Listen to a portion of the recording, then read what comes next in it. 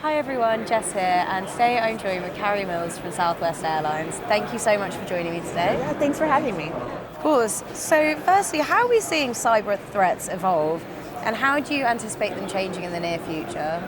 You really have to do basic things to combat those types of attacks, even when they're sophisticated. You know, patching your systems, putting multi-factor authentication on your systems, just basic things that haven't changed really over the last 20 years since cybersecurity has really become around and we're integrating it within our systems. But to combat those actors, we really just need to make sure we're focusing on the basics. Fantastic. And you mentioned they are becoming more sophisticated, but they're also, as I understand, growing in scale. So how can airlines leverage AI and automation to combat the scale of the attacks that we're now seeing? Yeah, the threat actors that we're battling against are heavily funded. So they have a lot of money to do things to target different companies. So one way I think you can use AI is to respond to these threats quicker. So for example, when you have an incident, you can leverage AI and Gen AI to help your security operations analysts get more information more quickly in their hands. So we can see, if something comes in, when a ticket is open, the analyst can get all the information at once because AI can bring that all together. And then when the analyst looks at it, because we're always going to need humans and the human mind to look at things, they'll have more information at their fingertips to try to respond to that incident as quickly as possible. So I'm hoping that AI will help us respond quickly to these evolving threats. Fantastic. So you can sort of empower your human workforce using AI. Absolutely.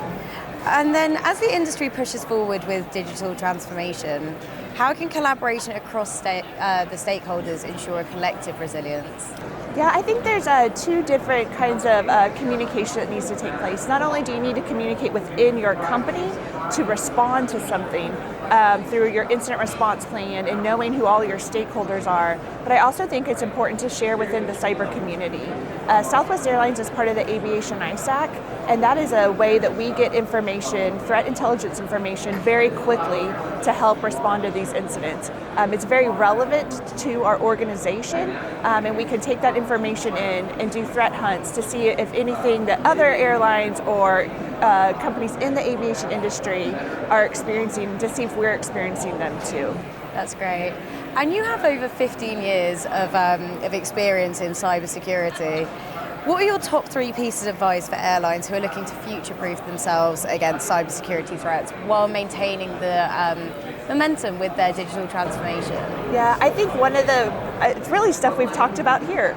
I think you should share with your community.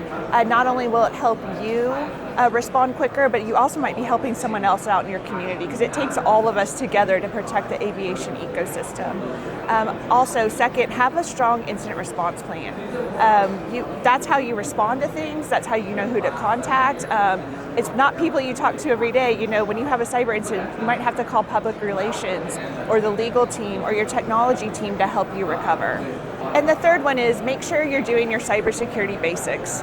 Patching can be really boring, but it's very important. It's how threat actors are getting into our environment. Multi-factor authentication is very important, and privilege access management throughout your organization is very important in reducing the risk if a threat actor was to get into your environment. Fantastic. So even as these threats evolve and scale up, it really is about holding down the basics. Yeah, I agree. Fantastic. Well, thank you so much for sharing your insights today. Yeah, thanks for your time.